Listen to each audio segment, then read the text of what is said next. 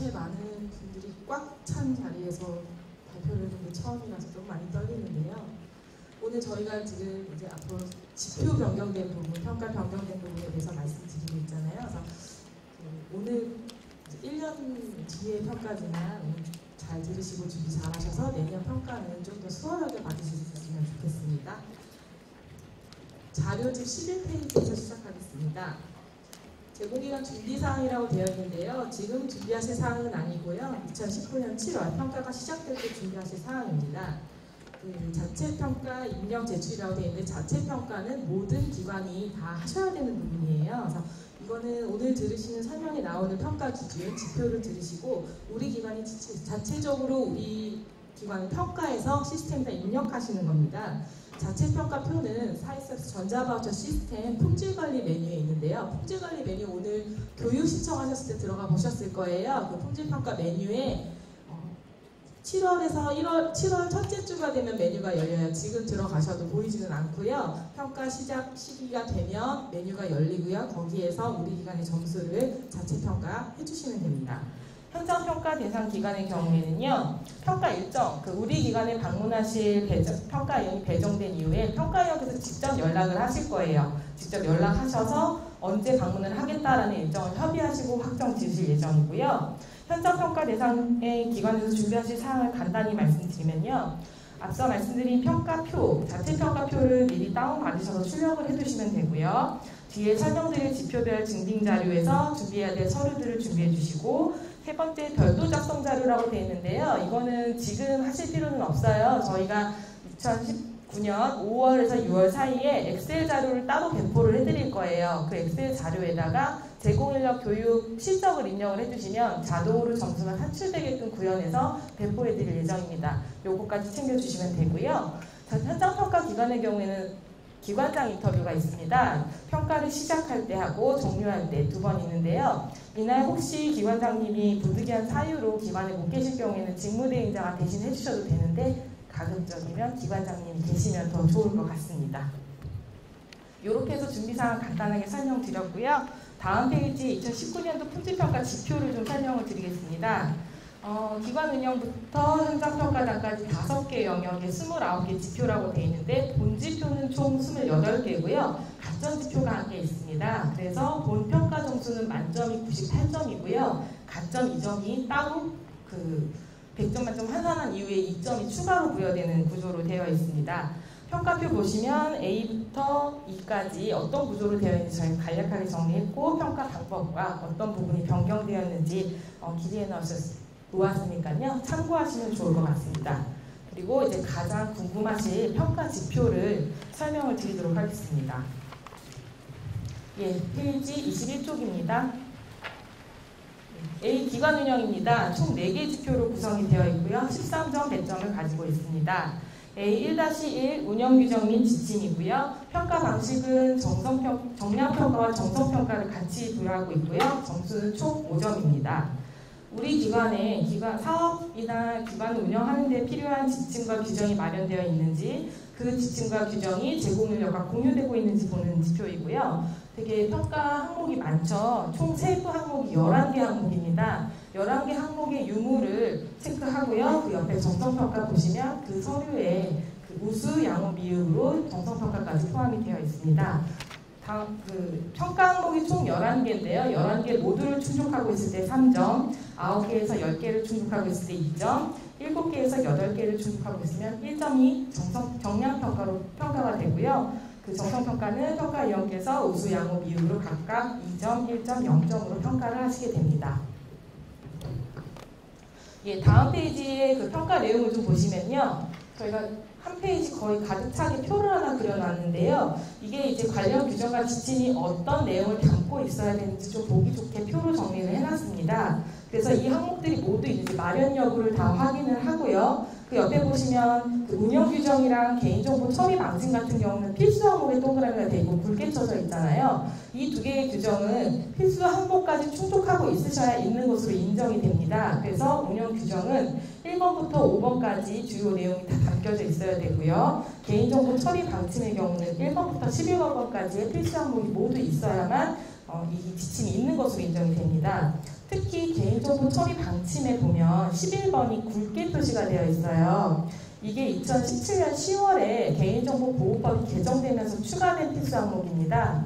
그래서 아마 우리 기관의 대부분 그 개인정보 보호 지침을 갖고 계시더라도 이 항목이 없으실 가능성이 높거든요. 그래서 요거는 다 한번 확인을 하실 때 특히 이 부분은 없으신 경우에는 꼭 보완을 해두셔서 누락되지 않게 하셔서 점수 받는데 지장이 없게 해주셨으면 좋겠습니다. 다음 페이지로 보시면요. 회계관리, 제공인력관리, 복리후생, 문서관리, 제공인력 이용자 보충처리는 운영규정에 포함해서 만드시는 기관도 있으시고요. 각각 우리는 따로 관리하겠다 해서 따로 만드시는 경우도 있어요. 저희는 형식을 보는 게 아니라 내용이 포함되어 있는지 보는 거기 때문에 모두 인정이 됩니다. 그리고 우리는 회계사나 세무사 사무실에다가 회계관리를 맡기고 있는 경우에도 그 별도 그 내용을 포함해서 규정을 가지고 계셔야 하고요. 고충 처리나 불만 처리 같은 경우는 그 이용자나 그 제공인력의 고충과 불만을 파악하고 해결하는 절차, 결과 통보까지의 내용이 포함하고 있어야 합니다. 저희가 혹시 보셨는지 모르겠는데 예시 양식을 좀 많이 드리고 있어요. 항상 저희 자료집을 드릴 때 활용하시라고 예시 자료를 드리는데 예시 자료를 드릴 때마다 항상 걱정이 되는 게 평가를 나가보면 이걸 그냥 출력해서 놓으시는 기관들이 많으세요. 심지어 기관명도 안 바꾸시고 날짜도 안 바꾸시고 있다고 하시는데 사실 그거는 저희가 바라는 바가 아니라 저희는 이제 없는 기관에서 처음 만드실 때 참고하시라고 드리는 거고 활용하시라고 수정해서 활용하시라고 드리는 거거든요. 근데 그것만 출력해 놓으시면 정보원에서 준 자료니까 이건 당연히 되는 거 아니냐라고 하시는데 그건 아니고요. 활용은 충분히 해주시면 돼요. 우리 기관에 맞게 수정을 해주시면 되고요. 이제부터 이게 정성평가가 들어간다고 말씀을 드렸잖아요. 그러다 보니 한 가지 팁을 드리자면 그 양식을 활용하실 때 우리 기관의 실정에 맞게 고치셔야 되는 거예요.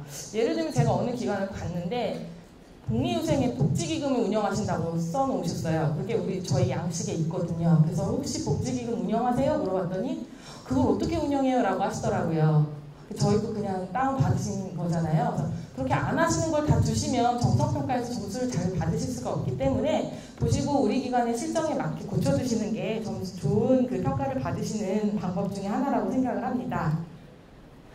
네, 그리고 2016년도에는 저희가 운영규정이나 지침을 기관에 비치만 하고 있어서 인정을 해드렸었는데요.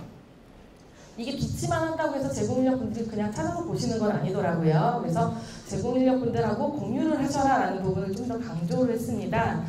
우리랑 같이 일을 하시는 제공인력 선생님들인데 규정이나 지침을 모르고 일을 하시는 것보다는 다 같이 알고 하시는 게 가장 좋을 것 같아서 공유 방법으로는 제공인력 교육이나 회의 때 이 내용을 공유하시는 거를 인정을 하고 있습니다. 그래서 회의 결과 보고서나 교육 결과 보고서, 회의록 등을 통해서 우리 운영 규정이나 지침이 공유되고 있는지를 확인을 하고 있습니다. 교육은 연 1회 이상 실시하라라고 되어 있는데요. 사실 규정을 한번 만드셔서 매해 바꾸시지는 않아요. 기관에 큰 변화가 없으시면 거의 그대로 유지를 하시는데요. 1년에 한 번씩 교육을 하는 게 너무 무리가 되지 않는가라는 질문을 주셔서요. 저희가 답변을 드리는 건요. 이 6개나 되는 지침이 그대로만 계속 가진 않을 거예요. 분명히 개정되는 지침도 있을 거거든요. 그래서 개정되는 지침만 모아서 1년에 한 번씩 제공인력분들하고 교육을 하셔도 인정을 해드리고요. 또는 저희가 신규 기관이 좀 신규 인력들이 많이 들어오셔서 신규 인력들만 모아놓고 1년에 한 번씩 교육을 하셨다 해도 인정을 해드립니다. 그러니까 그 1년이라는 것에 모든 그 제공을 꼭 오셔야 되는 게 아니니까요. 그 부분에 대해서는 너무 부담 갖지 않고 준비를 해주셨으면 좋겠습니다. 그리고 우리가 부설기관, 학교나 법인이나 어떤 재단의 부설기관이어서 운영규정이 그 재단에 있다라는 경우에 그 운영규정을 주시는데요. 그 운영규정에도 저희가 지금 제시하는 필수 항목이 모두 포함이 되어 있는지, 또 우리 사업과 우리 제공 인력도 그 규정 안에 포함돼서 혜택을 받고 있으면 인정이고요. 그렇지 않고 우리 사업은 그거에 별개로 운영이 되고 있다면 그건 운영규정으로 인정이 되지 않는다는 점 참고해 주시기 바랍니다. 네, 27페이지입니다. A1-2 회계관리입니다. 평가 방식은 정량평가이고요. 평가 대점은 총 2점입니다. 이거는 대부분 많은 기관에서 잘 알고 계시고 잘 하시고 계신 부분인데 한 번만 더 짚어드릴게요. 사업별로 정부 지원금 통장을 분리해서 운영하고 있는지, 수입 지출 장부를 분리해서 관리하고 있는지, 그리고 세입 세출 결산서, 1년에 한 번 하는 세입 세출 결산서를 작성하고 그 결산 내역을 공개하고 있는지를 보고 있습니다. 그래서 이 4가지 항목을 모두 충족하시면 2점, 3가지를 충족하면 1점, 두 가지를 충족하면 0.5점이 100점이 부여됩니다. 그 정부 지원금만 저희가 확인을 합니다. 저희는 본인 보장금 통장까지는 확인을 하지 않고요. 정부 지원금 통장에 우리 사업, 단일 사업만 그 입금이 되고 있는지 분리되어 있는지를 확인을 하고 있고요. 타 사업, 다른 사업이라든지 일반 사업이 같이 들어오지 않게끔 관리를 해주시면 됩니다. 그래서 하나의 기관에서 뭐 노인이나 가사를 같이 하고 계신 경우에는 각각의 통장을 운영하시고 통장 앞면에 사업명을 기재해 주시면 되고요. 앞서서 말씀드렸는데 그 세무사나 회계사 사무실에다가 회계관리 맡기시는 경우에 저희가 평가 나가보면 세무사 사무실에서 있어서 보여드릴 수 없다라고 하시거든요. 그런데 저희 평가 기준은 평가 당일에 현장에 제시되지 않은 자료는 인정이 되지가 않습니다. 그러니까 그렇게 맡기고 계신 경우에도 평가 당일에는 미리 서류를 갖추셔서 제시를 해주셔야 점수가 감점되지 않고 받으실 수 있다는 점 유의해 주셨으면 좋겠고요. 연도별로 세입 세출 결산서를 작성하고 있는지 보고 있습니다. 그 세부적으로 사업, 노인돌봄, 가사간병, 산모신생아 이렇게 사업별 결산 내역을 확인할 수 있어야 되고요. 가장 설명드리면 잘 좀 꺼려하시는 부분 중에 하나가 결산 내역 공개입니다. 저희가 이용자나 보호자 또는 예비 이용자들 또는 국민들을 향해서 이 결산 내역을 공개하고 있는지를 평가에 넣고 있는데요. 정부 지원금만 공개를 하셔도 상관없습니다. 그 온라인, 오프라인 두 가지 다 인정을 해드리고 있고요. 온라인의 경우 우리 기관에 홈페이지가 있거나 카페나 블로그를 운영하고 있어서 그곳에 공지사항에 게시를 하셔도 좋고요. 따로 운영하는 온라인 매체가 없어서 오프라인으로 공개를 하시겠다 해도 인정을 해드립니다. 그래서 가장 쉽게 하시는 방법들이 기관 게시판에다 게시를 해놓으시거나 기관 소식지에 간단하게 아주 요약표를 넣어서 하시는 경우도 있고요. 우리 기관 같은 경우는 법인이나 이사회나 이런 운영위원회가 있다 해서 거기에 연말마다 정산보고를 하시는 경우, 결과보고를 하시는 경우도 인정을 해드리고 있습니다. 혹시 우리가 본사에서 통합해서 회계관리 전체 하셔서 지사마다의 그 결과를 알 수 없는 경우에는 이건 인정이 되지 않는다는 점 참고해 주셨으면 좋겠습니다. 예, 29페이지입니다. 1-3 시설 및 이용자 안전관리입니다. 평가 방식은 정량평가이고요. 평가 배점은 총 3점입니다. 여기에는 평가 항목이 총 5개인데요. 이 중에 첫 번째 보시면 안전보험 가입 옆에 조그맣게 필수라고 되어 있잖아요. 이 필수 항목은 이 필수 항목을 충족하지 않으면 이 지표는 무조건 0점 처리가 됩니다. 그 안전보험, 안전 관련된 보험이 가입이 되어 있는지는 무조건 그 필수값으로 보고 있고요. 그 다음에 비상연락 체계를 구축하고 있는지, 연 1회 이상 제공인력 안전교육을 실시하고 있는지, 안전교육에 참석한 제공인력의 비율이 얼마나 되는지, 이 비율이 아마 올해 처음 들어온 거거든요. 이 부분을 평가해 보고 있고요. 평가 항목 1을 포함하여 4개 이상을 충족하면 3점, 1을 포함하여 3개를 충족하면 2점, 평가 항목 1을 포함하여 2개를 충족하면 1점을 100점을 부여하고 있습니다. 뒷페이지에서 상세하게 설명드리겠습니다. 그 사업별 지침에 명시된 그 우리 안전보험 있잖아요. 배상책임보험, 상해보험 또는 산재보험이요. 이 부분이 가입이 되어 있는지를 확인을 하고 있고요. 보장 내용에 우리 사업 그리고 우리 제공인력 선생님들이 모두 포함이 되어 있는지를 확인하고 있습니다. 대인 대물이 있는지도 확인을 하고 있고요. 2016년도에 아까 평가받으신 분들이 있으시다고 했는데 2016년도하고 달라진 게 하나 있다면 그때는 아마 보장금액도 보고서 평가를 했었을 거예요. 근데 저희가 이번에는 보장금액은 확인하지 않고 가입 여부만 확인을 한다는 점이 변경된 점입니다. 이 점 참고해 주시면 좋을 것 같고요. 지표 그 적용기간 내에 보험기간이 모두 들어가 있어야 됩니다. 간혹 평가를 나가다 보면 그 증권을 주셨는데 끝났어요. 끝났는데 갱신하시는 거 깜빡하시고 못 하셔가지고 그 종료된 그 증권을 주시면 점수가 인정이 안 되고요. 또는 놓치셔서 한두 달 이렇게 그 비는 공간이 생기는 경우도 인정이 되지 않고요. 아니면 지표 적용기간 중간에 가입을 하셔서 저희 2년을 보잖아요. 2년이 모두 포함이 되어 있어야 인정이 된다는 점 돌아가셔서 증권 한 번씩 꼭 확인해 보시면 좋을 것 같고요. 그 다음에 제공인력의 업무상 재해에 대해서는 산재 또는 상해보험을 가입을 해주셔야 됩니다. 산재보험 가입이 안 되시는 경우에만 별도의 상해보험을 가입하셔서 모든 제공인력 분들이 안전보험에 가입이 되어 있어야 인정이 됩니다. 비상연락체계 구축 확인입니다. 요즘에 안전에 대한 문제가 굉장히 많이 이슈가 되고 있어서 안전에 대한 관리에 대한 부분이 좀 많이 강화가 됐는데요. 당연히 안전사고는 없어야겠지만 만약에 사고에 대비해서 대응하기 위한 내외부 비상연락 체계가 구축이 되어 있는지를 확인을 하고 있습니다. 그래서 내부적으로는 내부 비상연락 체계 또는 또한 이용자 보호자 연락처까지 포함된 내부 비상연락 체계와 외부 같은 경우는 의료기관 근처에서 도움을 받을 수 있는 소방서, 경찰서, 병원 이런 유관기관들에 대한 비상연락 체계가 구축이 되어 있는지를 확인을 하고 있습니다. 세 번째로는 제공인력 대상 안전교육을 확인하고 있는데요. 이것도 집회 적용 기간 동안에 연 1회 이상 제공인력 안전교육을 실시하고 있는지를 보고 있습니다. 안전교육의 방법으로 제가 기관을 여쭤보면 자체교육을 하시는 경우도 있고, 그러니까 기관에서 자체적으로 선생님들 모아서 같이 교육을 하시는 경우도 있고, 아니면 외부 기관에 가셔서 위탁교육을 받으시는 경우도 있습니다. 두 가지 다 모두 인정이 됩니다. 그래서 기관에서 자체 교육을 하시는 경우에는 교육 결과 보고서에 그 내용을 기록해 두셔서 인정을 받으시면 되고요. 외부의 위탁 교육을 가신 경우에는 그 기관에서 발행해 주신 교육 이수증을 제시해 주시면 안전교육이 이수한 것을 확인하여서 평가를 해드립니다. 그리고 마지막 네 번째로 안전교육 참석률을 확인을 하는데요. 그 안전교육을 하는 날 재직하신 인력 중에 그 제공인력 선생님들이 얼마나 참석했는지 비율을 보고 있고요. 80% 이상일 경우에는 Y로 평가가 되고요. 80% 이하일 경우에는 N으로 평가가 됩니다. 그래서 여기 예시를 살짝 설명을 드리면 2017년도에 안전교육일 당시에 우리 기관에 20명의 선생님들이 재직을 하고 계셨는데 불가피하게 17분만 참석을 하셨어요. 그러면 85%가 참석을 하신 거고요. 같은 기관에서 2018년도에도 안전교육을 하시는데 제공인력 선생님 18분 중에 14분이 참석을 하셨거든요.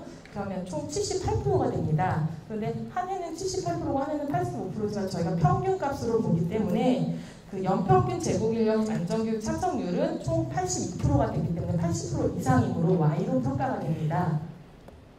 네, 이렇게 평가되는 거 안전교육 좀 많이 챙겨주셨으면 좋겠고요.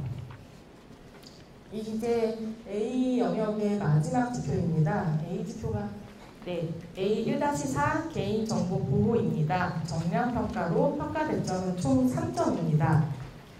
여기도 보시면 평가 항목이 총 5개인데요. 1번하고 2번이 필수라고 되어 있습니다. 사실 동일한 건데 이제 대상자가 달라서 그래요. 개인정보 수집 및 이용 동의서를 진구하고 있는지인데 하나는 제공인력, 하나는 이용자입니다. 그래서 이 두 개 값이 모두 다 충족이 되어야 이 평가에서는 점수가 나오고요. 이 둘 중에 하나라도 N을 평가를 받으면 그냥 0점으로 처리가 된다는 점. 그러니까 개인정보 이용 동의서 좀 많이 챙겨주셔야 될 것 같고요. 그 다음에 PC 보안관리의 내부 유출 예방과 외부 유출 예방으로 비밀번호와 부하 프로그램 관리를 확인하고 있습니다. 또한 우리 바우처 서류는 사실 개인정보 굉장히 많이 담겨있기 때문에 그 서류가 안전하게 보관되고 있는지까지 보고 있습니다. 그래서 평가 항목 1, 2를 포함하여 5개 모두 충족한 경우에는 3점, 1, 2를 포함하여 4개를 충족하면 2점, 1, 2를 포함하여 3개를 충족하면 1점이고요. 그 이하의 경우 0점으로 처리가 됩니다. 예, 33페이지입니다. 개인정보 수집 및 이용 동의서 진구를 확인을 하는데요. 제공인력의 경우는 모든 재직 중인 인력의 개인정보 동의서를 확인을 하고요. 이용자의 경우는 저희가 무작위로 10명을 뽑아서 봅니다. 그래서 10명 모두에게 개인정보 동의서가 잘 진구되고 있어야 하고요. 그 개인정보 동의서가 필수 항목을 모두 갖추고 있는 동의서여야 합니다. 그래서 두 번째 항목 보시면 그 필수 항목이 5개가 있거든요. 1번 수집 항목부터 5번 동의서 서명까지 모두 다 있는 동의서여야 인정이 됩니다. 그 동의서 외에 승낙서라든지 다른 명칭으로 쓰시는 기관들도 있으신데요. 저희가 명칭은 보지 않고요. 필수 항목이 있는지만 보니까 우리 기관 만약에 양식이 동의서라는 명칭을 안 쓰고 있다고 해서 무조건 바꾸실 필요는 없고요. 필수 항목이 모두 갖춰져 있는지만 확인을 하시면 될 것 같습니다. 개인정보 수집 및 이용 동의서는 최초 1일만 작성하라라고 되어 있는데요. 우리 보통 근로계약서 한 번만 쓰시는 기관도 있으시고 연마다 새로 쓰시는 기관도 있으시잖아요. 근로계약서 받으실 때 아마 이걸 다시 받으시는 기관도 있으신데요. 제공인력의 경우를 말씀을 드리면 제공인력 선생님 최초에 입사하셔서 계속 근로를 하시면 처음 입사하셨을 때 동의서 한 번만 받으셔도 됩니다. 그 다음에 재계약하실 때는 따로 받지 않으셔도 되고요. 이용자도 마찬가지입니다. 처음에 의료기관에 오셔서 계약하실 때 개인정보 동의서 한번 받으시고요. 그 다음에 계속 재계약하실 때는 동의서를 받지 않으셔도 되거든요. 다만 필수 항목이 누락된 경우에는 당연히 다시 받으셔야 되고요. 또 계약기간이 단절된 경우에도 다시 받으셔야 됩니다. 예를 들면 제공인력 선생님이 계속 근로를 하시다가 계약을 계속해서 근로를 하시다가 개인적으로 퇴사를 하시고 다시 오시면 당연히 다시 받으셔야 되고요. 계약기간에 이용자분도 마찬가지입니다. 1월 1일부터 12월 31일까지 계약해서 이용하시던 이용자분께서 그 다음에 계약을 하려고 봤더니 내가 개인적인 사정으로 인해서 2달 정도 서비스를 못 받을 것 같다. 그래서 3월 1일에 계약을 하고 싶다 하면 2달의 공백이 생기는 거잖아요. 그러면 그때는 계약을 다시 재계약을 하실 때도 개인정보 동의서를 쓰셔야 되는 거예요. 그러니까 계약 끝나지 않았고 계속된다면 한 번만 하시면 되지만 중간에 어떤 공백이 생기면 다시 쓰셔야 되고요. 가끔 이런 질문을 하세요. 계약 서비스 하는 중간에 입원하셔서 한 달 서비스 못했는데 그때도 다시 받아야 되나요? 그건 아니에요. 계약의 기간을 중심으로 말씀을 드리는 거예요. 계약이 끝난 다음에 그때 계약이 계속 이어진다면 한 번만 작성하셔도 무방합니다. 평가 당일에 평가위원께서 평가 사업에 운영되는 PC를 확인을 하실 거예요. 그래서 비밀번호가 설정이 되어 있는지, 보안 프로그램이 깔려 있는지를 확인을 하실 거고요. 우리 바우처 서류가 담겨 있는 캐비넷에 잠금 장치, 시건 장치가 잘 되어 있는지 확인을 하실 겁니다. 여기까지가 우리 A 영역의 총 4개의 지표였습니다.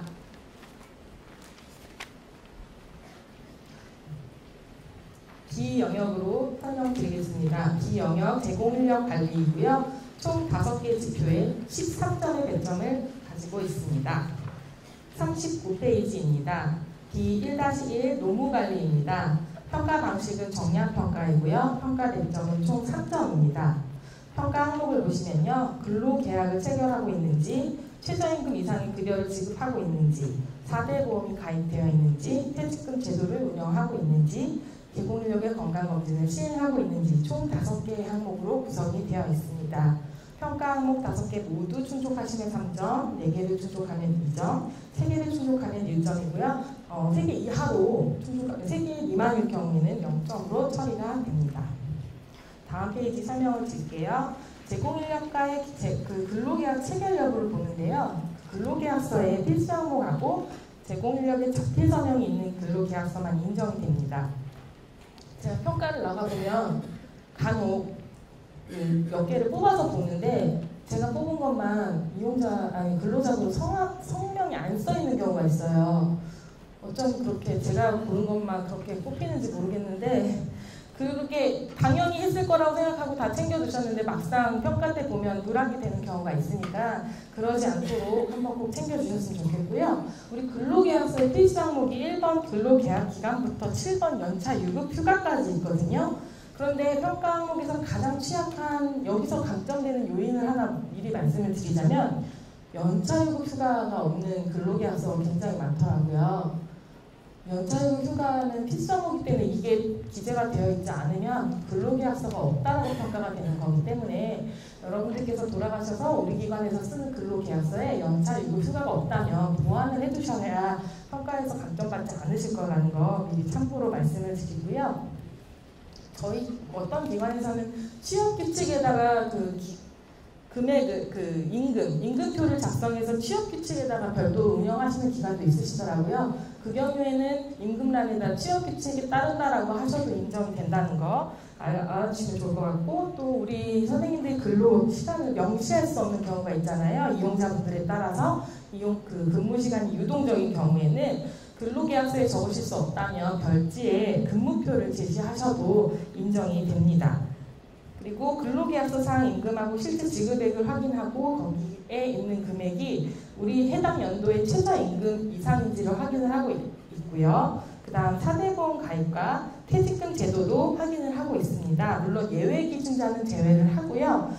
법령에 의해서 4대 보험 모두 가입하고 있는지, 퇴직금을 적립하고 있는지 또는 지급하고 있는지 그 내용을 보고 있고요. 혹시 기관에서 퇴직연금제를 가입을 하신 경우에도 인정을 해드리고 있습니다. 제공인력의 건강검진 실시 여부도 보고 있는데요. 우리 매해 1년에 한 번씩 검진을 하셔야 되는 거고 산모신생아 사업의 경우에는 필수 항목 3개가 모두 포함이 되어 있어야 되거든요. 이 부분에 대해서 그 건강검진 결과서하고 건강검진 결과서를 준비해 주셔서 확인을 시켜주시면 평가에서 인정이 됩니다. 그 각 항목은 모두 다 제공인력 재직하고 있는 제공인력 모두 100% 달성하고 있는 경우에 Y로 평가를 하고요. 건강검진의 경우에는 90% 이상만 달성하여도 Y로 평가를 해드리고 있습니다.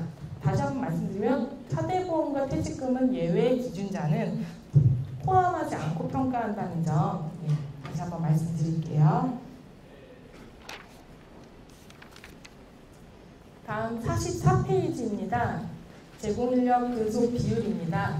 정량평가로 평가 대점 3점인데요. 이 지표는 기관에서 준비하실 게 아무것도 없습니다. 안 좋아하시네요. 좋아하실 줄 알았는데 저희 원래는 제공인력 근무표를 엑셀로 배포해드려서 따로 작성하시게 만들었었는데요. 아까 앞에서 설명드렸던 것처럼 전자바우처 시스템을 활용해서 자동 산출 지표로 저희가 구현을 했습니다. 그래서 어떤 지표인지만 간단하게 설명을 드릴게요. 따로 준비하실 건 없고요. 그 평가 기준 보시면 2018년 1월 1일부터 6월 30일까지 기간에 근무하신 제공인력이 평가 기준이 됩니다. 네, 이분들은 우리 기관에 등록이 돼 있으면서 한 번이라도 서비스를 한 결제 이력이 있는 제공인력이고요. 이분들이 분모에 들어오고요. 분자에는 2017년 1월부터 2019년 6월 2년 6개월입니다. 총 30개월의 기간 중에 12개월 이상 근무한 제공인력의 수를 비율을 보는 겁니다. 그래서 평균 근속 비율이 90% 이상인 경우 3점, 70% 이상 90% 미만인 경우 2점, 50% 이상 70% 미만인 경우에는 1점으로 자동 평가가 되는 지표입니다. 이 부분에서 준비하실 건 없지만 제공인력이 입사하고 퇴사했을 때는 그때그때 정비를 해주셔야 불이익을 받지 않으실 거니까 그 점만 유의해 주시면 좋을 것 같고요. 다음 지표 설명드리겠습니다. 45페이지 B1.3 제공인력 교육입니다. 정량평가로 평가 대점은 총 3점입니다. 여기서 말하는 교육은 직무교육을 의미하는 거라는 거 유의해 주셨으면 좋겠고요. 지표 적용 기간이 이건 다른 지표와 좀 다릅니다. 다른 지표가 2017년 7월 1일부터 2019년 6월 30일이었다면 이 지표는 2017년 1월 1일부터 2018년 12월 31일까지로 지표 적용이 좀 다르다는 거 좀 유의해 주셨으면 좋겠고요. 앞서서 말씀드렸듯이 별도로 엑셀로 된 작성 양식을 배포드릴 예정입니다.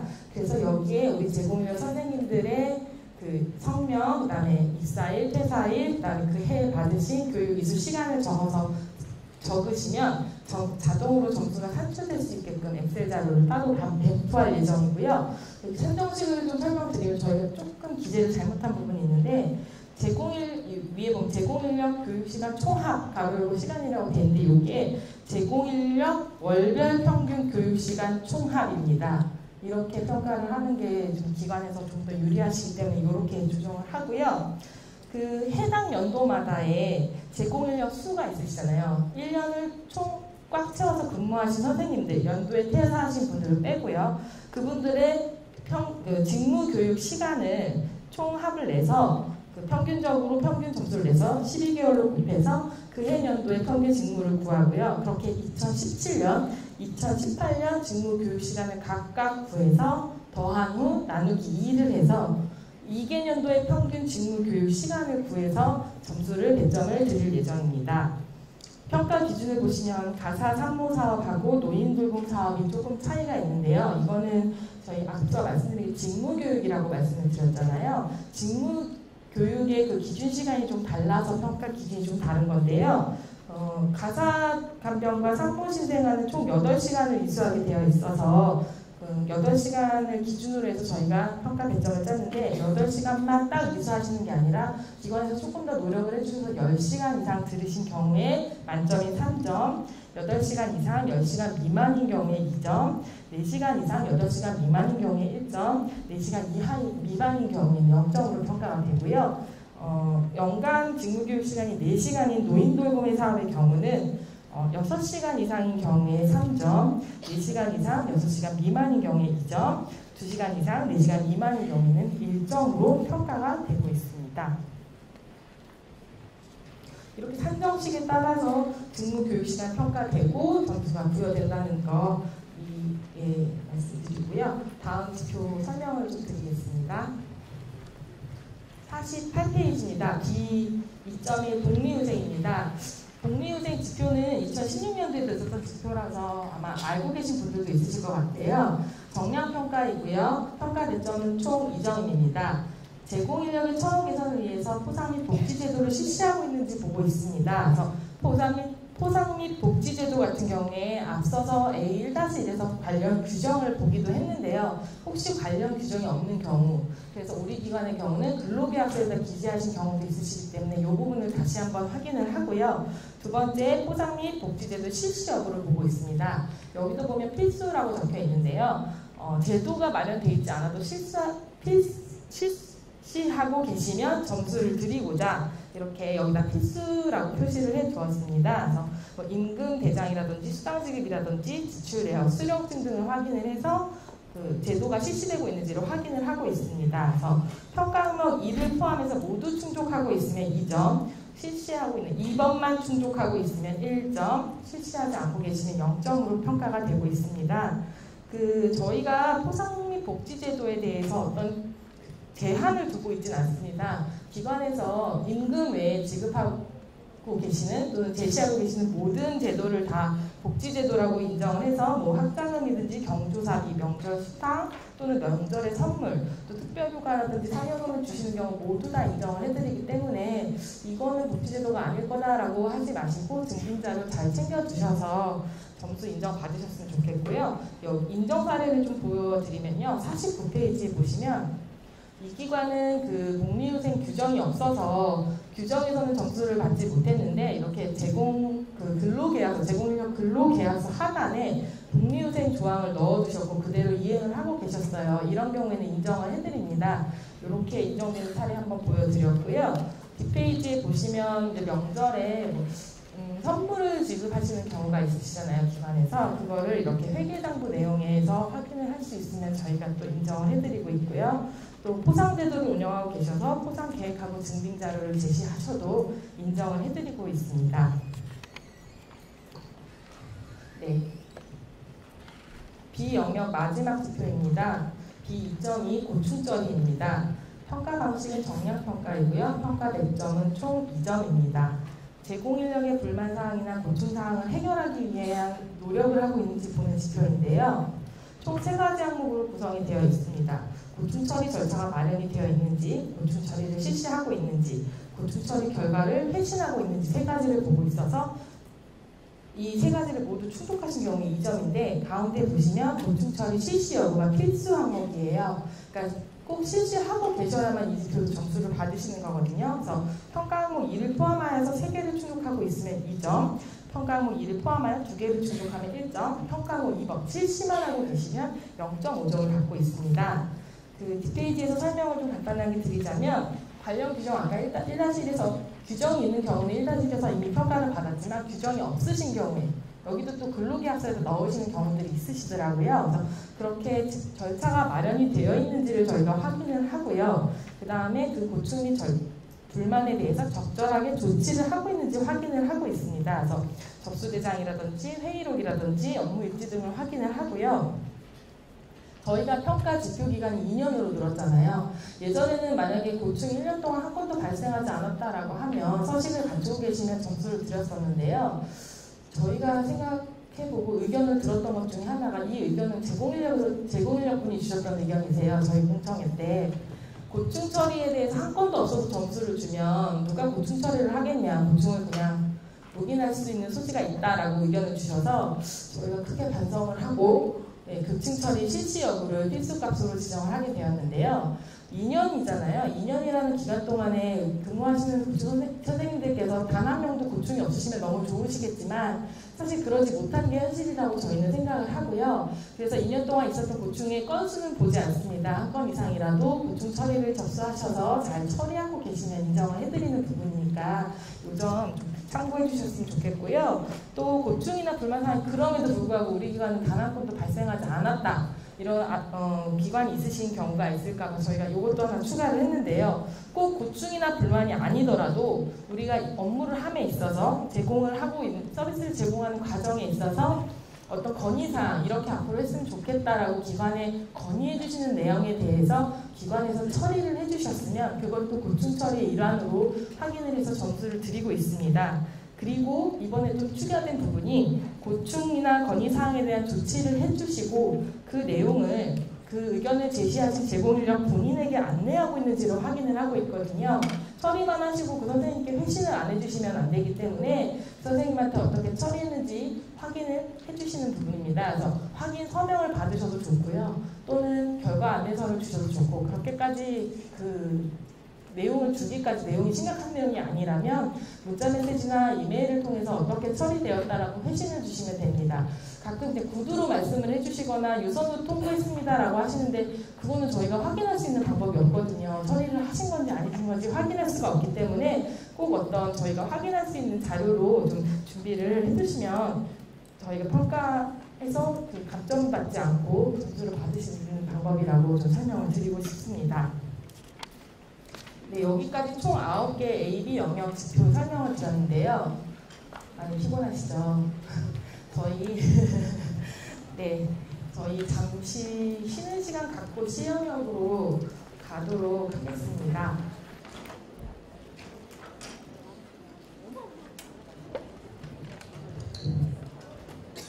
안녕하십니까. 방금 소개를 받은 시설평가부 장혜입니다.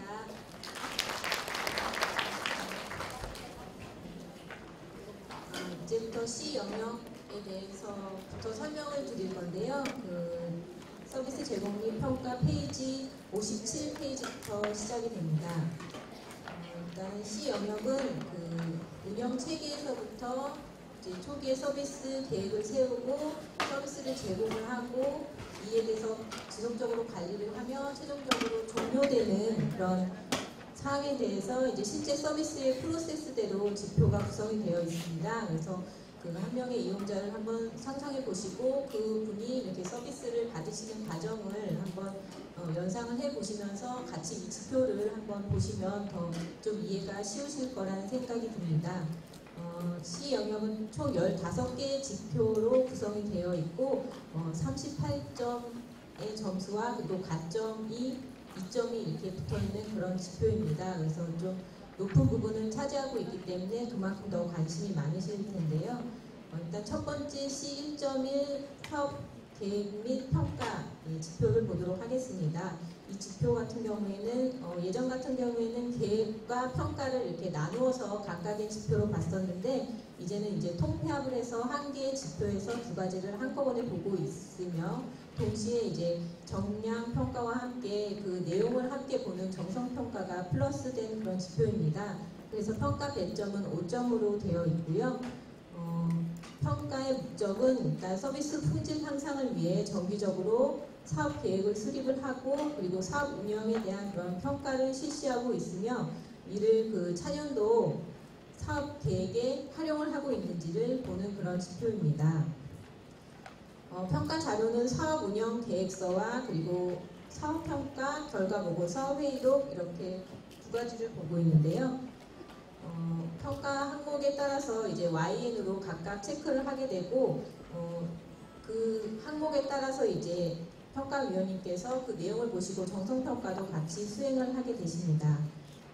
58페이지 다음 페이지 평가 내용도 함께 보시면서 또 지표에 대해서 더 알아보겠습니다. 일단은 사업 연도별로 사업 운영 계획을 수립을 하였는지를 확인을 하게 됩니다. 저희 평가 적용 기간에 따르면 2017년도, 2018년도, 2019년도 이렇게 3개의 사업 운영 계획을 수립하셨는지를 이제 확인을 하게 되고요. 그 계획이 이제 사업의 특성에 맞게 잘 수립이 되어 있는지를 확인을 하게 됩니다. 이 필수 항목이 또 있는데요. 이 5가지가 그 사업 운영 계획 안에 다 포함이 되어 있는지를 확인을 하게 되고 이 중에서 한 개라도 누락되는 경우에는 N으로 평가가 되게 됩니다. 그래서 그렇지만 이제 이 항목명이 달라도 그 내용을 그 사업 계획 안에 다 포함을 하고 계시면은 인정이 되는 부분이고요.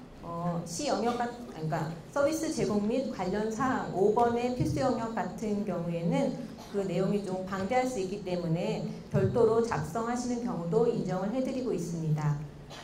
그 연도별로 사업 계획을 수립하셨으면 그 해에 또 열심히 운영을 하신 후에 사업 평가를 실시하였는지도 이제 확인을 하게 되는데요.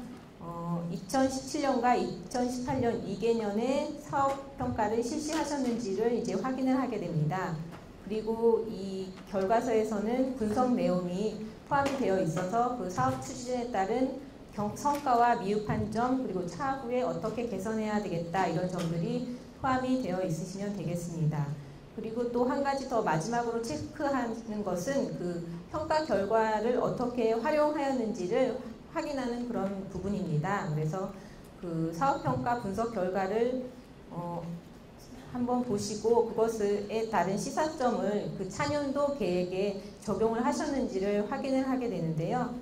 이런 것들도 이제 저희가 사업 운영 계획서도 같이 확인을 하게 되기 때문에 같이 그 평가서 전해 평가에 따른 그 다음 해의 계획이 잘 반영이 되어 수립되어 있는 것을 이제 한꺼번에 확인을 하게 됩니다.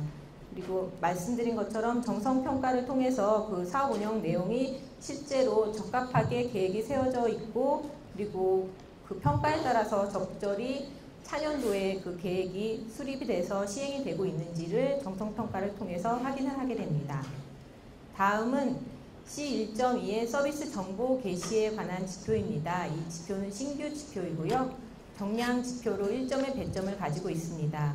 평가의 목표는 이용자 또는 보호자에게 서비스 이용이나 제공기관 선택에 관한 그런 필요한 정보를 제공하고 있는지를 평가하는 그런 지표입니다. 평가 자료는 서비스 안내 자료 같은 리플렛이나 전단지, 배너, 현수막 등을 확인을 하고 있고 이런 것들이 이제 기관 홈페이지나 블로그에 동시에 온라인을 통해서도 제공이 되고 있는지를 확인을 하고 있습니다.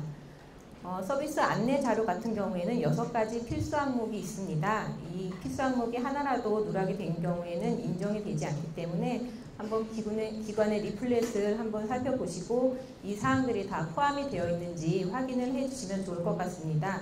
특히 그 서비스 비용이나 가격 부분이 누락이 돼 있는 경우가 많았었는데요. 이 부분도 한번 체크를 해주시면 좋을 것 같습니다. 이러한 정보가 또 온라인 매체에 잘 게시가 되고 있고 많은 분들이 또 정보를 찾아보시기에 유용하도록 게시가 되어 있는지도 함께 확인을 하고 있고 그 온라인에 게시된 자료들도 그 필수 항목이 6가지가 모두 포함이 되어 있으셔야 합니다. 다음은 그 C1.3의 제공인력 복장 관리에 관한 지표입니다. 정량 평가 방식으로 하고 평가 배점은 1점입니다. 이 지표에서는 복장 관리 지침에 따라서 제공인력의 복장을 잘 관리를 하고 있는지를 평가하는 지표인데요.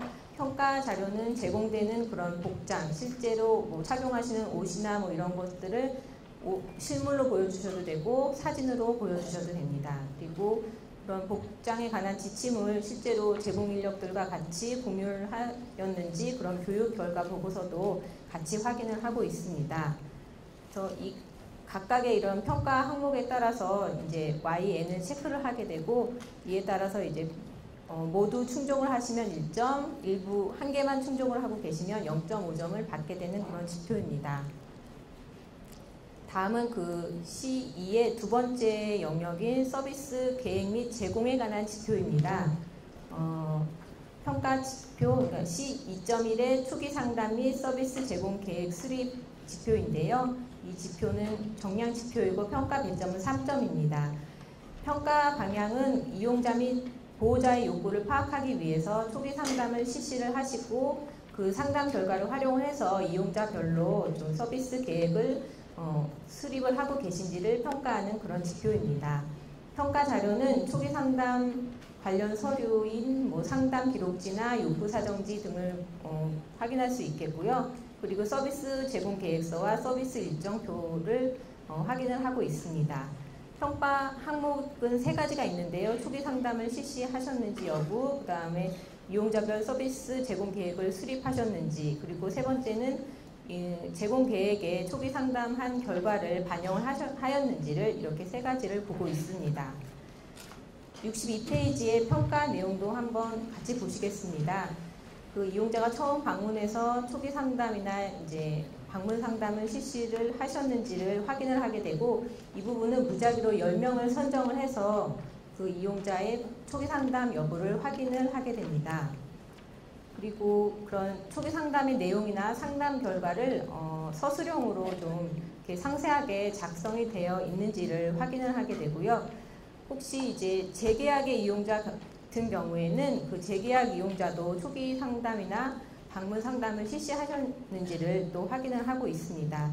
기본 서비스 외에도 뭐 욕구가 없는 경우도 있으실 수 있으신데요. 이런 경우에도 뭐 그냥 아무것도 쓰지 않는 것보다는 특별한 욕구가 없으며 서비스 기본 서비스만 희망함 이런 식으로라도 이제 기록을 해두신다면 네, 인정이 되는 부분이 되겠습니다. 이 지표 같은 경우에는 9명 미만으로 이제 초기 상담이 인정이 되는 경우에는 N으로 평가되기 때문에 모든 분들이 다 이제 초기 상담을 받으시고 이런 것들이 잘 이렇게 체크가 될 수 있도록 기관 내에서 관리를 해주시면 될 것 같습니다. 그리고 두 번째를 보시면 서비스 이용자별로 이제 제공 계획을 수립하였는지 여부를 확인을 하게 되는데요. 노인 가사 서비스 같은 경우에는 서비스 제공 계획서를 확인을 하게 되고, 산모 신생아 서비스 같은 경우에는 서비스 제공 계획서나 또는 일정표 둘 중에 하나만 있으셔도 확인을 하는 것으로 이렇게 지표가 구성이 되어 있습니다. 세 번째를 보시면 초기 상담 결과를 그 서비스 제공 계획에 반영하였는지를 마지막으로 확인을 하게 되는데요. 일단은 이 부분은 노인 돌봄과 가사 간병만 평가를 하고 산모 신생아는 일괄로 Y로 체크를 해서 평가를 하게 되겠습니다. 다음에 이제 뭐 인정 예시를 보시면 초기 상담하실 때 뭐 어떤 우울증이나 이런 것으로 인해서 좀 이렇게 말벗이 되시는 그런 제공 인력을 원하신다라는 그런 요구가 있어서 이런 것이 실제로 제공 인력을 배치할 때 이제 계획서에서 반영된 사례를 담아드렸습니다. 다음은 C2.2의 서비스 제공 계약에 관한 지표입니다. 경량 평가이고 평가 배점은 3점입니다. 평가의 방향은 이용자, 보호자와 그 서비스 제공 계약을 체결을 해서 부본을 잘 보관을 하고 계신지를 평가하는 그런 지표인데요. 평가 자료는 세 가지가 있습니다. 서비스 제공 계약서와 그다음에 제공 계획서 및 일정표, 그리고 노인 돌봄 같은 경우에는 상호 협력 동의서도 같이 확인을 하고 있습니다. 이 각각의 평가 항목에 따라서 이제 YN을 체크를 하게 되고 그 충족 개수에 따라서 차등 점수를 받게 되는 그런 지표입니다. 평가 내용 65페이지에 한번 보시면 그 이용자 또는 보호자와의 그 서비스 이용 계약을 체결을 하였는지를 확인을 하게 됩니다. 이 부분은 이제 이용자 중에 무작위로 10명을 선정을 해서 저희가 그 계약서를 확인을 하게 되고요.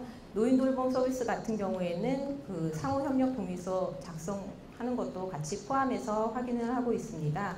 그리고 재계약을 하셨을 때도 이 상호협력 동의서를 다시 제작성하여야 된다는 것도 인지를 해주셨으면 좋겠고요.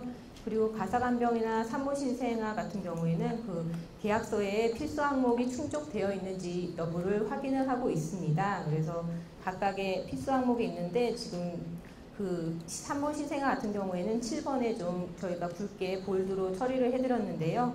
2018년부터 이제 도입된 그런 새로운 지침인데 그 계약 해지 시에 그 환불 규정이 이 계약서 상에 포함이 되어 있으셔야 합니다. 그래서 그 저희가 그 적용 기간이 17년부터 이렇게 걸쳐 있기 때문에 17년의 그런 계약서를 보게 될 때는 이 부분을 확인하지는 않겠지만 18년 이후의 계약서부터는 이 7번 항목이 필수 항목으로 들어가 있는지를 확인을 하게 됩니다. 그리고 두 번째를 보시면 서비스 제공 계약서상의 서명과 날인을 저희가 확인을 하게 됩니다. 그래서 본인이 서명을 하는 것을 당연하게 원칙으로 하고요. 본인 서명이 어려운 경우에는 법정 대리인이나 보호자들의 서명도 인정을 하고 있습니다. 그리고 세 번째를 보시면 서비스 제공 계획서에 일정표도 포함해서 제공을 하고 있는지를 확인을 하고 있고요. 그 산모신생아 서비스 같은 경우에는 제공 계획서와 일정표 중 둘 중에 한 가지만 있어도 인정이 되게 되어 있습니다. 그리고 이제 재계약하시는 그런 이용자 같은 경우에는 또 이제 서비스 계약을 체결하고 관련 서류를 동일하게 갖추고 있는지를 확인하는 점도 좀 체크를 해주셨으면 좋겠고요. 다음 페이지 66페이지에는 저희가 인정되는 서명과 날인 그리고 인정되지 않는 서명과 날인의 예시를 좀 담아드렸습니다. 그래서 다 잘 알고 계시겠지만 한번 이렇게 눈으로 한번 슬쩍 봐주셨으면 되겠고요. 67페이지에 그 C2.4의 계획적인 서비스 제공 지표입니다. 이 지표 같은 경우에는 3점으로 구성이 되어 있고요. 평가의 방향은 그 서비스 제공 계획에 따라서 서비스를 제공을 하고 그 다음에 이제 변경 사항이 발생했을 때 이에 대해서 잘 관리를 하고 계시는지를 보는 그런 지표입니다. 평가 자료는 뭐 제공 계약서와 변경 계약서 그리고 제공 계획서 일정표 서비스 제공 기록지 이렇게 두루두루 보고 있습니다. 그래서 이제 평가 항목을 보시면 세 가지가 있는데요. 서비스 제공 관련해서 제공 계획서 또는 제공 계획서가 모두 일치하는 경우와 그리고 90%만 일치하는 경우 그리고 그런 서비스 변경 사항에 대해서 관리를 하고 있는가를 이제 세 가지 항목에서 보고 있는데 자세한 거는 다음 페이지에서 또 설명을 드리겠습니다. 일단은 서비스 제공 계획에 맞는 서비스를 제공하고 있는지를 저희가 이제 10명 무작위로 이용자를 선정해서 그 서류를 통해서 확인을 하게 되는데요. 제공 계획서 일정표 그리고 제공 기록지를 확인을 하게 됩니다. 그래서 모든 사항이 다 일치를 하면 뭐 Y로 해서 이 항목이 넘어가게 되겠지만 아무래도 실질적인 그런 운영상에서는 변경 사항이 없다라는 거는 거의 뭐 불가능할 수도 있다라는 그런 생각이 듭니다. 그래서 변경 사항이 발생했을 때는 이번 항목처럼 그런 변경 관리를 실시를 하고 계시면 이 부분이 인정이 되게 되는데요. 서비스 변경 항목 빈도에 따라서 저희가 관리 방법을 달리 하시기를 안내를 드리고 있습니다. 그래서 일단은 단발성으로 일시적인 그런 일자나 제공 인력의 변경은 그냥 제공 기록지를 통해서 해당 내용을 기재를 해서 변경 사항을 관리를 해주시면 되고 일시 그렇지 않고 아예 제공 인력이 아예 바뀐다거나 서비스 계약 기간이 바뀐다는 등 이런 변경 항목이 아예 바뀌는 그런 경우에는 그런 항목에 대해서 이 내용이 기재된 그런 문서를 그대로 재작성을 해주시면 됩니다. 그래서 뭐 어떤 사항일 때는 변경 계약서, 어떤 사항일 때는 뭐 제공 계획서 이런 식으로 정해져 있는 건 아니니까 지금 기관에서 운영하시고 있는 그런 자료 그대로 이제 활용을 하시면서 변경 사항이 발생했을 때 그 문서만 다시 재작성을 해주시면 저희가 변경 관리를 잘 하고 계시는 걸로 그렇게 인정을 하고 있습니다. 그래서 이제 다음 페이지 예시를 한번 보시면 실제로 이제 제공 인력이 아예 사정에 의해서 변경이 되었을 때 변경 계약서를 재작성하신 예와 그리고 그 다음 아래쪽에는 일시적인 변경 관리가 변경이 있었을 때 그 제공 기록지에 뭐 병원 진료로 인해서 제공 날짜가 바뀌었다 이런 식으로 기록을 해서 변경 관리를 잘 하고 계신 그런 사례를 담아드렸습니다. 다음은 C2.5의 서비스 제공 기록 관리입니다. 평가 배점은 3점이고요. 서비스 제공에 관한 기록 관리를 잘 하고 계시는지를 보는 그런 지표입니다.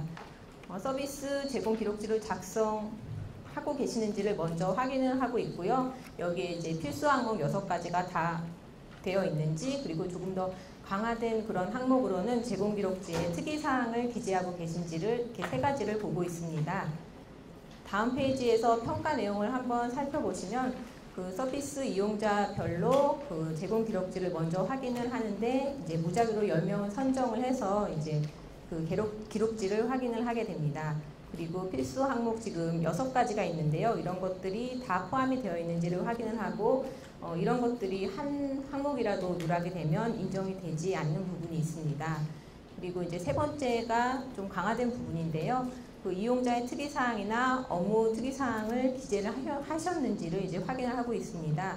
이제 서비스를 제공하시다 보면 그나저나 이용자의 상황이나 그런 거에 따라서 이제 변화가 있을 텐데요. 이럴 때 이제 이용자의 요구사항, 건강상태 이런 것들에 관한 특이사항을 그 특이사항란에 이제 적당히 기록을 하고 계시고 있는지를 이제 확인을 하는 부분입니다.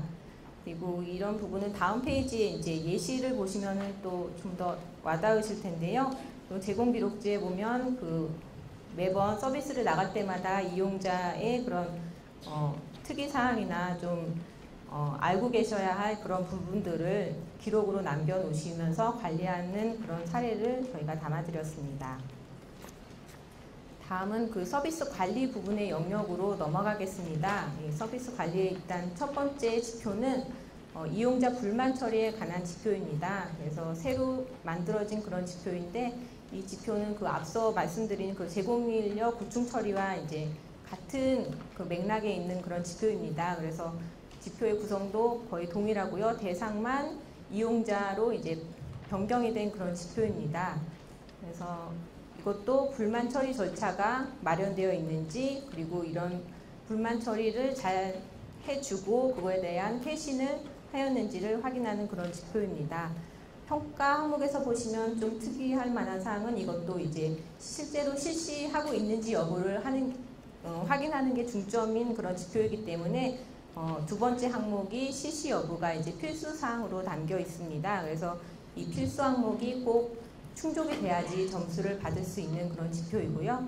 앞서 AB 영역에서도 설명드렸다시피 이것도 한 건도 발생하지 않는 경우에는 지난 평가에서는 그냥 서류만 구비하고 계시면 Y로 인정을 해드렸는데 이제는 그렇지 않고요. 실제로 그런 불만 사항들을 잘 접수를 하시고 적절히 조치를 취하셔서 그 불만을 제기한 그런 이용자에게 어떻게 처리되었다라는 것을 끝까지 이제 회신을 통해서 처리를 해 주시는지 여부를 확인하는 그런 지표라고 말씀드릴 수 있겠습니다. 다음 페이지에 보시면 실제로 불만 처리 대장과 그런 불만 처리 결과를 이용자에게 문자로 회신해 준 그런 것을 이제 정리해 놓은 문자 관리 대장을 보실 수 있으십니다. 그래서 이런 이용자와의 불만 처리와 제공 인력의 불만 처리를 같이 통합해서 관리하실 수 있으십니다. 그래서 각각 따로 하시는 것도 물론 편하시겠지만 기관의 사정에 따라서 이렇게 서류를 매번 만드는 게 복잡하게 느껴지신다면 이런 불만 처리 대장을 이제 통합으로 관리를 하시고 그 앞에 항목에서 이 분이 이용자인지 제공인력인지만 구분할 수 있게 해주셔서 이렇게 통합적으로 관리를 하셔도 이제 평가에서는 인정을 해드리고 있습니다. 다음 지표는 C3.2의 서비스 정기 회의에 관한 그런 지표입니다. 이 지표 같은 경우에는 그 지난 회기에 있었던 사례 회의 및 전문가 자문이라는 그런 지표가 있었는데요. 많은 기관에서 좀 점수를 받지 못하시고 좀 힘들어하셨던 그런 지표입니다. 그래서 이런 지표에 대해서는 좀 공청회나 이런 현장의 의견을 많이 들어서 저희가 좀 합리적인 그런 방향으로 지표를 다시 구성을 하였습니다. 그래서 실제로 서비스 정기 회의를 실시를 하고 그런 것들이 잘 이루어지고 있는지를 평가하는 그런 지표로 개편이 되었고요. 정량 평가와 함께 그 실제로 회의록 내용이나 그 정기 회의의 내용을 보고 이제 정성 점수도 같이 플러스가 돼서 평가 배점은 4점으로 구성이 되어 있습니다. 일단 평가 기준을 첫 번째 보시면 분기별로 그러니까 연 4회죠. 이렇게 잘 정기적으로 추진을 하고 계시면 2점, 그리고 이제 반기별로 연 2회 정도 실시를 하고 계시면 1점의 점수를 받게 되는 그런 지표이고요.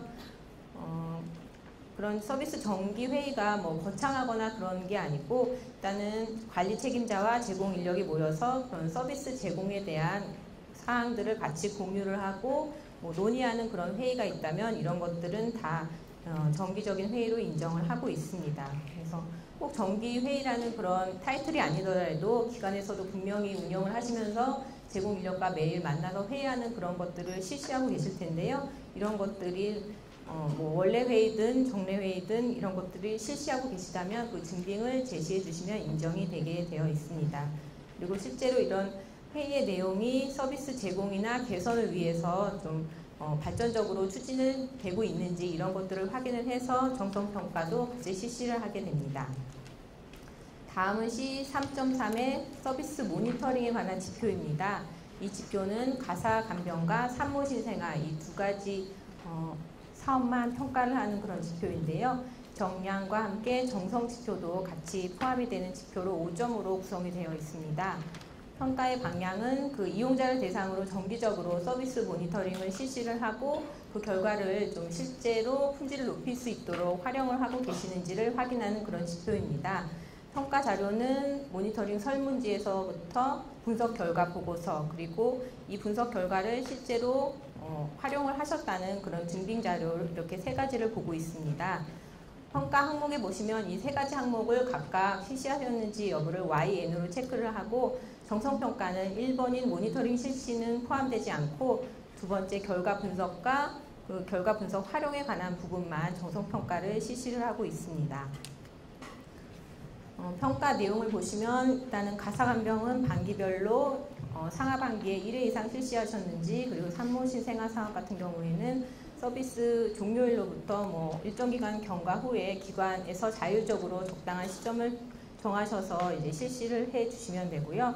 그런 결과에 대해서 이제 모두 모아서 결과 보고서를 작성을 하셨는지를 이제 보고서를 통해서 분석 내용을 확인을 하게 되고 그런 분석 결과가 실제로 이제 기관 운영에 잘 활용이 되고 있는지를 확인을 하게 됩니다.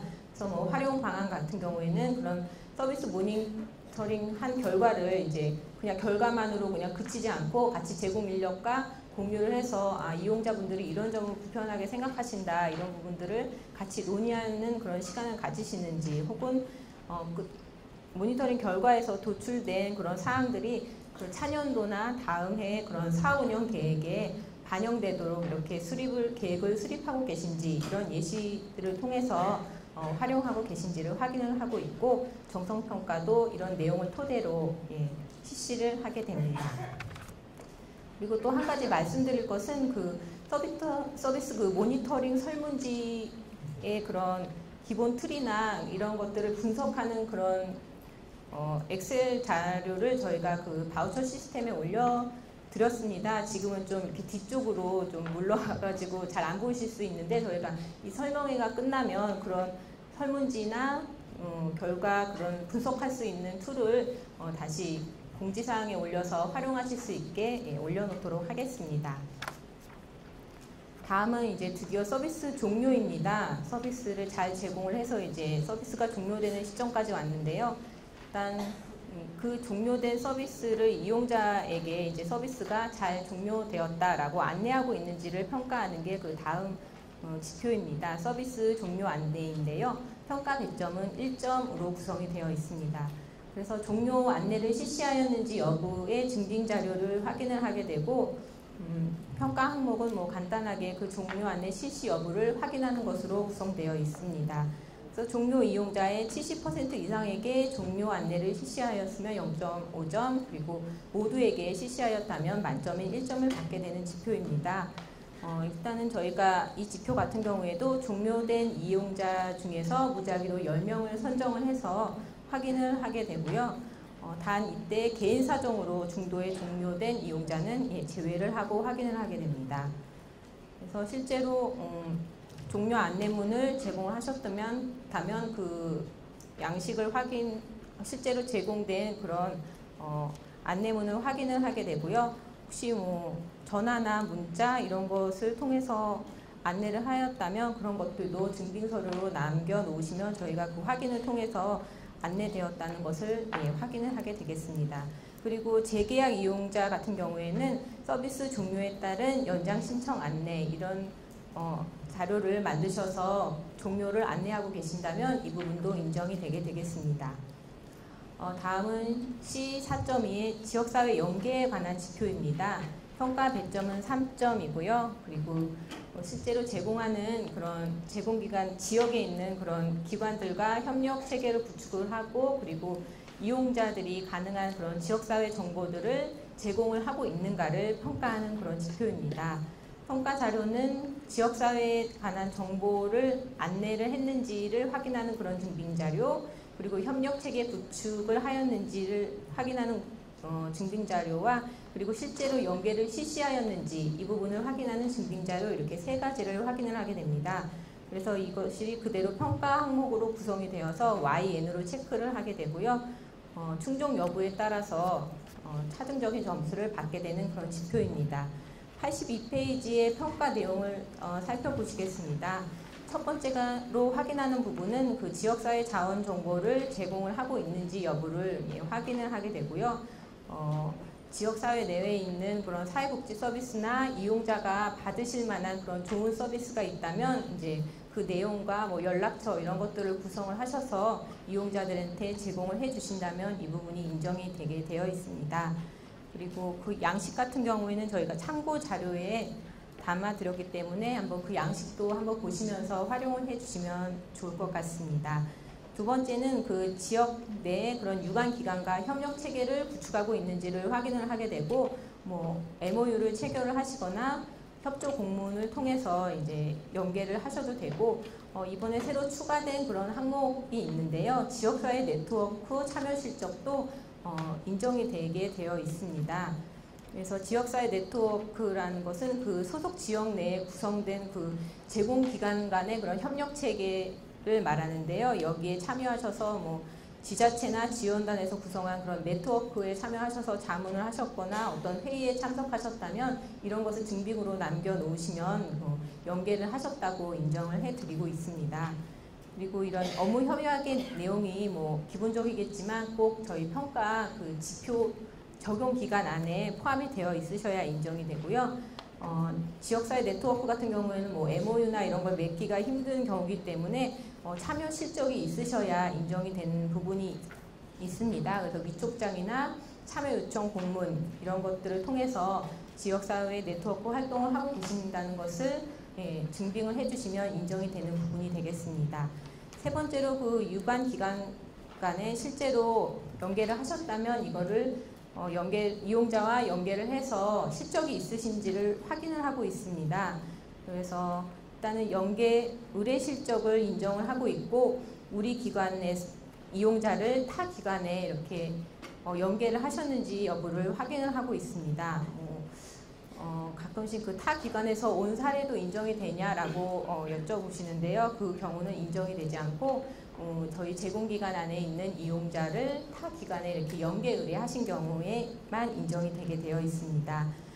그래서 이 연계 의뢰 증빙 자료에도 필수 항목 세 가지가 있습니다. 대상자와 서비스 연계 기간 이렇게 세 가지의 항목이 꼭 포함되어 있는 그런 증빙 자료를 준비를 해주신다면 인정이 되는 부분입니다. 다음은 이제 드디어 서비스 특화 지표 부분입니다. 이 부분은 저희가 앞서 말씀드린 것처럼 개선되는 그 3기 지표에서 이제 새로 도출된 그런 신규 지표들인데요. 총 3가지가 있습니다. 그래서 첫 번째 지표는 서비스 연계 관리 부분입니다. 정성평가로 진행이 되고 평가 배점은 2점입니다. 이 지표 같은 경우에는 이용자의 특성과 욕구를 정확하게 이제 반영을 해서 서비스 제공 계획이 수립이 되고 이에 따라서 실제로 서비스가 제공되었는지를 평가하게 되는데요. 신규 지표이기 때문에 평가 적용 기간이 2018년 7월 1일부터 19년 6월 30일 이렇게 1년으로 구성이 되어 있습니다. 이 지표 같은 경우에는 앞서서 시 지표에서 저희가 따로따로 각자 이제 상담 기록, 그러니까 초기 상담 기록지도 확인을 했고 계획서도 확인을 했고 뭐 이런 것들을 확인을 했는데 이것이 이제 다 각각 저희가 확인을 했다면 이 특화 지표에서는 저희가 이것을 다 통합해서 한 번에 보고 있습니다. 그래서 이 지표 같은 경우에는 그 이용자 3명을 제공기관에서 직접 선별을 해 주십니다. 그래서 다른 지표는 저희가 무작위로 10명을 추출했지만 이 지표는 기관에서 정말 이 3명은 정말 운영을 잘했다, 대표할 만한 그런 이용자들이다 라고 이렇게 내세울 수 있는 그런 사례들을 3가지를 선별을 해주셔서 이제 제시를 해주시면 그것을 통해서 점수를 확인을 하게 됩니다. 그래서 그 3명의 파일을 각자 확인을 해서 초기 상담과 제공 계획 그리고 서비스 제공 기록지 이 3가지를 통합적으로 현장평가위원이 이제 확인을 하면서 실제로 그런 서비스의 흐름대로 그리고 이용자의 욕구나 이런 거에 따라서 잘 서비스가 제공이 되었는지를 정성적으로 확인을 해서 이제 평가 점수가 매겨지게 되는데요. 이 지표 같은 경우에는 제공기관에서 잘 관리를 하셔서 꼭 좋은 점수를 받으실 수 있으셨으면 좋겠습니다. 다음 지표 같은 경우에는 정기적 상담 관리 지표입니다. 이 지표는 노인 돌봄과 가상환병 사업만 포함되는 그런 신규 지표인데요. 정기적인 상담을 통해서 이용자의 그런 상태 변화나 욕구 등을 파악하고 이런 것들을 서비스 제공에 반영을 하고 있는지를 보는 그런 지표입니다. 평가 자료는 상담 일지와 서비스 제공 계획서를 확인할 수 있겠는데요. 정기적인 상담을 실시하였는지 여부를 확인을 하게 되고 이 부분도 무작위로 5명을 저희가 평가위원분들이 추출을 해서 정기적인 상담을 실시하였는지를 확인을 하게 됩니다. 이 중에서 이제 그러나 초기 상담은 정기적인 상담에서 제외됨을 좀 인지를 해 주셨으면 좋겠고요. 평가 기준에서 보면 연평균 2회 이상 반기별로 잘 이제 이런 상담 관리를 실시를 하고 계시다면 2점이고 이제 연평균 1회 정도만 실시를 하고 계시다 하면 1점의 점수를 받게 되는 그런 지표입니다. 다음은 특화 지표의 마지막입니다. 취약계층 재직률이라고 하는 그런 신규 지표인데요. 이 지표 같은 경우에는 가점 지표입니다. 그래서 점수가 마련이 되고 100점을 기준으로 마련이 되고 거기에서 이 지표는 더 노력을 하신다면 플러스 2점을 받으실 수 있는 그런 지표입니다. 대상 사업은 가사간병과 산모신생아 사업이 대상 사업이 되시겠고요. 정량 평가로 진행이 되게 됩니다. 그래서 취약계층의 채용과 같이 정부의 일자리 그런 사업에 대해서 기여를 하고 계신지 여부를 확인하는 그런 지표입니다. 평가 자료는 제공인력 채용 서류와 그 다음에 뭐 취약계층이라는 그런 서류를 확인을 할 수 있게 되겠고요. 산정식을 보면은 저희가 그 평가 기준일이 약간 지금 오타가 나 있습니다. 지금 18년 6월 30일로 되어 있는데요. 이것을 19년 6월 30일로 좀 바꿔주시면 좋겠습니다. 그 아래 평가 내용도 지금 18년으로 되어 있는데 그 1번의 평가 기준일을 19년 6월 30일로 좀 수정해 주시면 좋을 것 같습니다. 산정식에 의하면 일단 재직 중인 제공인력명을 분모로 구하고 실제로 취약계층의 대상자를 구해서 이것을 퍼센테이지로 구성을 하여서 평가 기준에 의해서 점수가 매겨지게 되고요. 재직률이 70% 이상이라면 만점에 2점을 받게 되는 그런 지표입니다. 그래서 저희가 원래는 이 기준이 상당히 좀 상향이 되어 있었는데 공청회나 자문회의를 통해서 아무래도 처음에 도입되는 지표에 대해서 너무 높은 기준을 가지면은 좀 제공기관에서 달성하시기가 어려우실 수도 있다는 의견을 주셔서 일단은 70%를 만점으로 이렇게 구성을 하였습니다. 그 취약계층이 어떤 대상인가라는 것도 궁금하실 텐데요. 평가 내용에 2번에 보시면 6개월 이상의 장기 실업자, 저소득층 장애인, 만 55세 이상의 고령자 뭐 등등이라고 볼 수 있습니다. 그래서 일단은 대부분의 그런 제공기관에서 만 55세 이상의 고령자 부분에서 그런 것이 충족되는 그런 제공 인력이 많으실 것 같고요. 이런 것 같은 경우에는 그 제공 인력의 생년으로 저희가 확인을 해서 산정식을 계산하도록 하겠습니다. 네, 이렇게 C 영역이 마무리가 되었고요. 다음에 이제 D와 E 영역이 있는데요. 이 부분 같은 경우에는 일단 제공기관에서 준비해 주시는 그런 사항은 없으시고 이런 지표가 있다라는 것을 인지하는 그런 방향으로 한번 들어주시면 좋을 것 같습니다. D 영역 같은 경우에는 첫 번째가 이용자 유지율이라는 지표가 있습니다. 이 지표 같은 경우에는 정량 지표이고 또 아래 가로로 쳐져 있는 것처럼 자동으로 계산되는 그런 지표입니다. 저희가 평가 부담을 좀 줄여드리기 위해서 이런 지표들을 좀 몇 개 이번에 개선을 하였는데요. 기관의 준비사항이 없이 저희가 이제 시스템을 통해서 자동으로 계산을 해서 점수를 부여할 수 있도록 그렇게 구성된 지표입니다. 그래도 이제 어떻게 하면 이 점수를 받을 수 있는지 여부는 인지를 하셔야 되기 때문에 산정식을 간단히 소개를 해드리면 그 2018년 1월부터 6월까지 서비스 이용자 수가 이제 분모로 들어가게 되고요. 분자 같은 경우에는 2017년 1월에서부터 2019년 6월 기간 내에 그런 서비스를 그 사업별로 이제 각각 그 기간이 다르기 때문에 그 기간에 따라서 기준 이상의 그런 서비스를 이용한 수를 체크를 해서 이 이용자가 전체적으로 계속 안정적으로 유지되고 있는지를 퍼센테이지로 계산을 해서 점수가 부여되는 그런 지표입니다. 유지율은 90% 이상일 때 만점인 3점을 받으시게 되고요. 평가 내용을 보시면 일단 전자바우처 시스템 정보 내에 이제 서비스 결제 내역을 활용을 해서 자동 산출을 하고 그 노인 돌봄이나 가사 간병 서비스 같은 경우에는 그 12개월을 기준으로 그리고 산모 신생아 같은 경우에는 그 서비스 기간 10일의 80%를 이 이용자가 유지하고 있는지 여부를 확인을 해서 체크를 하게 됩니다. 다음은 D 영역의 각각의 만족도에 관한 지표입니다. 90페이지고요. 첫 번째는 이용자 만족도고 두 번째는 제공인력 만족도입니다. 이 만족도는 별도 조사를 통해서 이제 전화 만족도 전문 수행 기관에서 이제 전화를 주셔서 유선으로 실시를 하게 되고 이용자 또는 보호자 10명이나 15명을 각 그 규모에 따라서 150인 이상이시면 15명, 그 이하면 10명 이렇게 저희가 이용자들을 랜덤으로 추출을 해서 전화를 드리게 되고 그 만족도 점수에 따라서 평가 배점 25점으로 환산을 해서 점수가 부여되게 되어 있습니다. 그리고 이제 산모 신생아 그 건강관리 사업 같은 경우에는 지금 실시간 모니터링을 복지부에서 시범 사업으로 수행을 하고 계신데요. 이 여부도 저희가 시범 사업 결과를 이제 저희가 한번 결과를 받아보고 이것이 이제 지표에 적용되는 것이 합당한 그런 데이터인지를 검토를 해서 향후 적용이 되게 된다면 그 부분은 또 다시 안내를 해드리도록 하겠습니다. D 영역의 마지막 지표인데요. 제공인력의 만족도에 관한 지표입니다. 이 지표는 그 현장 평가 대상 그 앞서 말씀드린 이용자 만족도도 같이 두 개의 지표는 현장 평가 대상으로 한정이 되어 있고요. 실제로 그 서비스를 제공한 제공인력 두 분에게 저희가 전화를 드려서 그런 업무에 대해서 어느 정도 만족하시는지 이런 부분을 확인을 해서 점수를 2점으로 부여하게 되어 있습니다. 마지막 이 영역 지표입니다.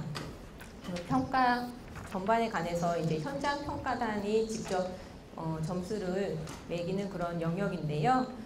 이 부분은 이제 앞서 말씀드린 것처럼 기관장 인터뷰를 통해서 그 서비스 품질 향상에 대해서 얼마나 기관장님이 노력하고 계신가 이런 것들을 이제 인터뷰를 통해서 전문성을 가지고 계시는지 적극적이신지 의사소통을 잘 하고 계시는지 제공 인력들을 잘 관리하고 계신지 이런 부분들을 인터뷰를 통해서 같이 이야기를 나눠보고 이제 현장평가위원분께서 이제 점수를 매겨주시는 부분이고요. 마지막 평가 자료 수준 부분은 이 현장 평가 시 제공된 그런 지표별 증빙 자료들이 좀 질이 좋고 잘 준비를 하셨는지 이런 부분을 확인하는 그런 지표로 구성이 되어 있습니다. 그래서 이 영역은 현장평가위원분들이 직접 하시는 정성적인 영역이기 때문에 이의 신청을 받지 않는 그런 영역이라는 걸 또 마지막으로 알려드리면서요.